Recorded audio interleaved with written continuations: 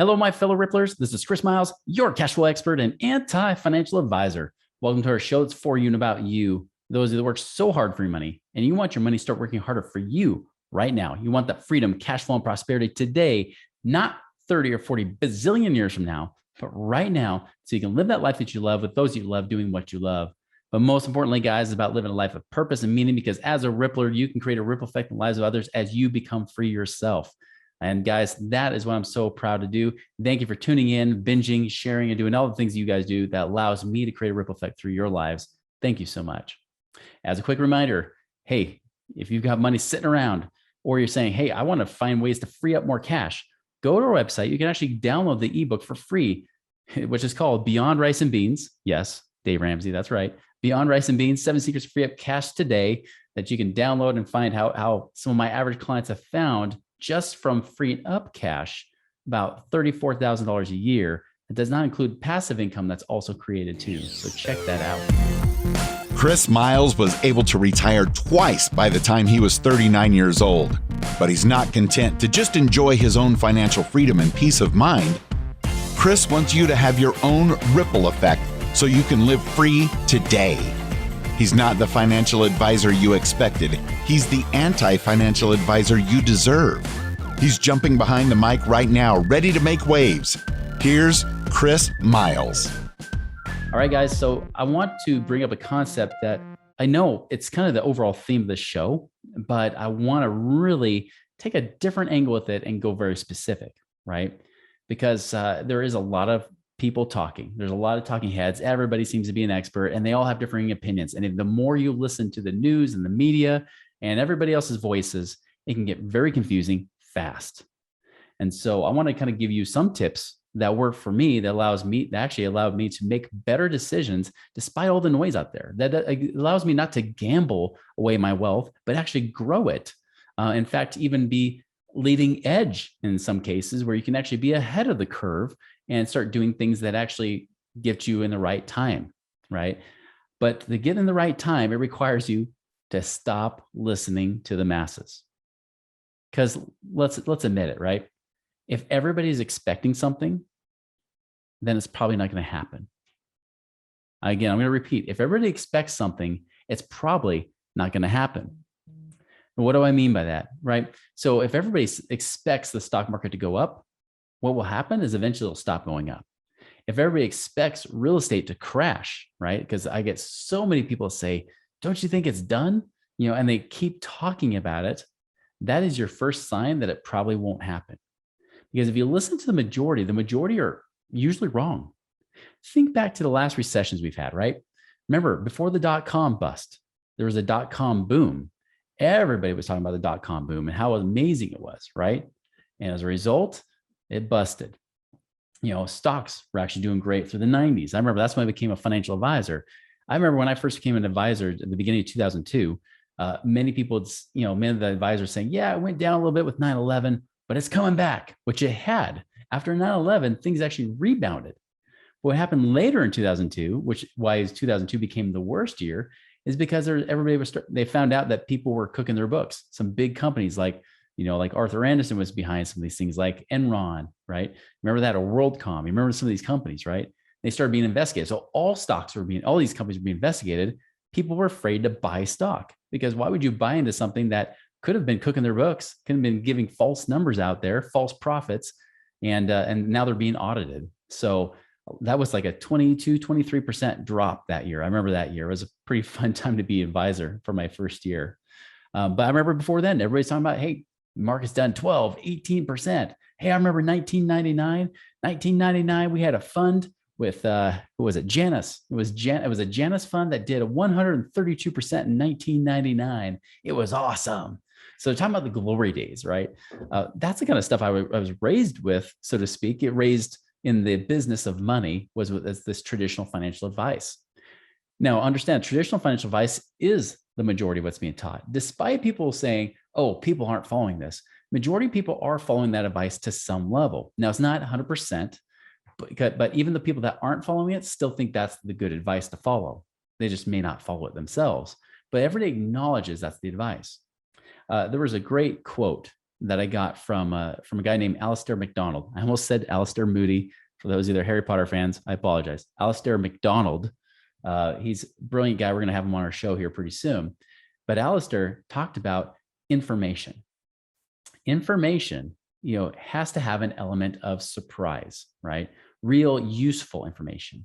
So like when you listen to the show, notice that some of the best stuff you probably have liked is something that maybe is contrary to what you've been taught, right? Contrary to what's been believed, or maybe just a little bit different perspective that gets you to think differently outside the box. Now, the thing is, inside the box and teaching the same old stuff over and over, this is the stuff we get from like Dave Ramsey's of the world, right? That is not really information. That's not news, right? It's just talk. Because if it's already been said over and over and over, and people even are acknowledging it as truth, then it probably isn't anymore. This is the thing I tell people all the time. It's like, just because 5 billion people on the planet think something's correct doesn't make it truth, right? Just because 5 billion people say something's truth doesn't make it truth. Truth makes it truth. And what often happens is the majority of people don't follow truth, especially when it comes to money. I would even say it ventures out into other areas of life, health, definitely with health, even sometimes with relationships and how to raise your children. I can tell you from firsthand experience, it's not as easy as some books proclaim it to be, right? And you can read all these books and stuff, but at the end of the day, it takes a lot of practice and doing things that might be counterintuitive.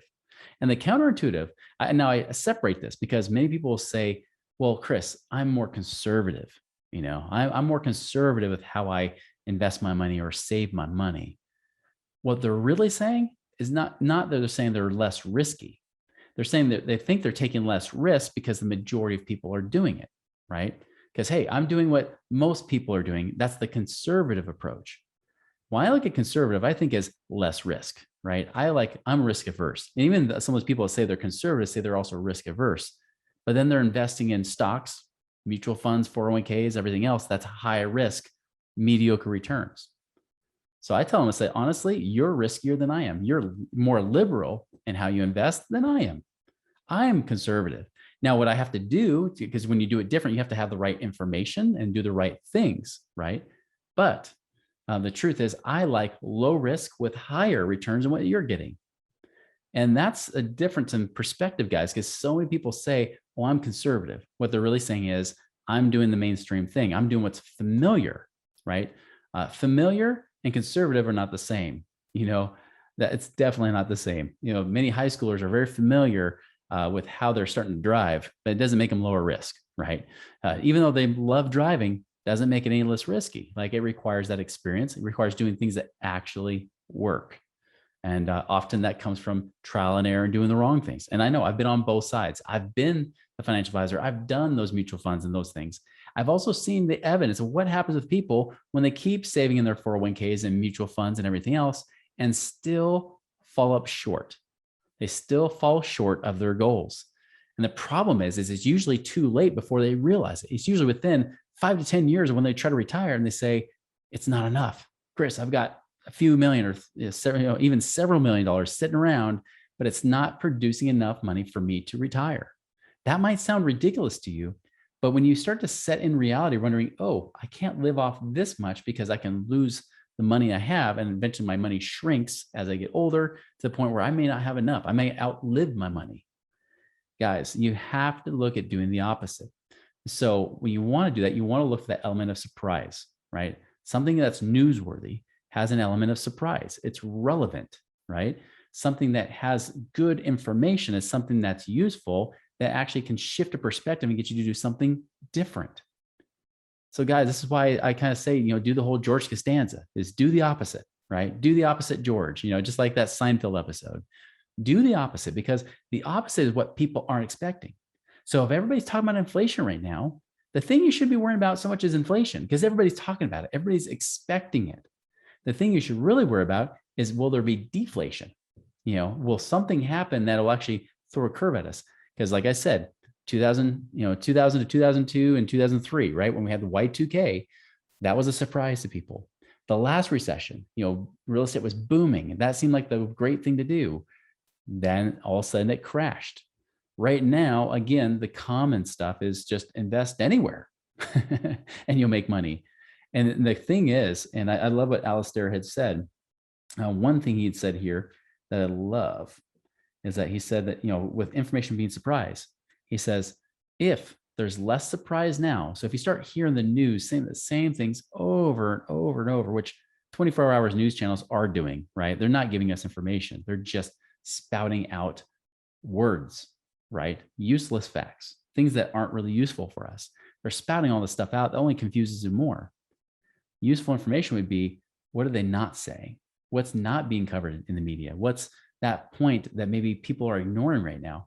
That right there is, if you want to learn to be ahead of the curve, is start asking yourself, well, wait, everybody's talking about inflation. What would I do if there's deflation, which we did an episode on earlier this year, right? It's like, what do we do during deflation? Should I be prepared for that? Should I be prepared for, if there's no stock market crash, what happens next? What if it goes sideways? What if it's stagflation? What do we do in stagflation, where prices don't go up or down? It just stagnates, which we did see a lot of that kind of stuff happening, leading from the 60s into the 70s, especially in the stock market. It was miserable trying to invest during those years. So what are the things that happened there, right? Again, the less the surprise that you're getting in the media, the bigger the surprise will be. That's the one thing that Alistair McDonald said. He said, the less there's surprise, the bigger the surprise will be, the more shock value there will be. Because again, if people aren't giving real information, they're not giving that surprise, that thing to say, woo, have you considered this? Then something big is going to really catch people off guard. And as Warren Buffett says, he's like, you only know who's swimming naked when the tide rolls out. Are you going to be the one swimming naked? Are you following the masses? Or are you using your own brain, being an independent thinker and looking to do the opposite? The opposite is where wealth can be created. Doing the same old as everybody else doesn't create wealth, because if they were, they'd all be wealthy. And like you hear that common quote said, right? The definition of insanity is doing the same thing over and over and expecting a different result. Guys, I do not want you to have lackluster, familiar, mainstream results. I want you guys to have extraordinary results, something that really works, right? Real value. That's what we're trying to teach you today. This is why by 2030, we want over 1,000 of you financially independent, because we know that as we can shift that change in you, that creates this ripple effect that goes way beyond what we can do individually, right? That is what we're here to do, guys. So anyways, listen for that information. What's what's not being said in the media right now? Watch interest rates. I'll tell you this, like really watch not what the Feds are doing, because the problem is the Feds are now telling us what the interest rates are becoming. Now they're controlling the dashboard on the car, so to speak, right? It's like the computer giving us the information that they want, but not necessarily is being said. So you're gonna have to start to really get to know things like bond rates and things like that, which we can cover in another podcast. But I just want you to be open to the fact that the best information is the information that's not being said. It's the information that the minority are saying right now. And that's what we're preaching, guys. This is why we're preaching cash flow. We're preaching certainty. We're preaching security, and doing that in ways that are outside the mainstream, outside of the mutual funds and outside of the stock market, but doing something that has actually been proven to work time and time again, while building protection around yourself to ensure that even those things, even if there's an element of surprise there, that you can still protect yourself against worst case scenarios. So guys, I hope you make it a wonderful and prosperous week. I'll see you later. Visit us online at moneyripples.com for more resources to help you fix money leaks and get your money working harder for you now.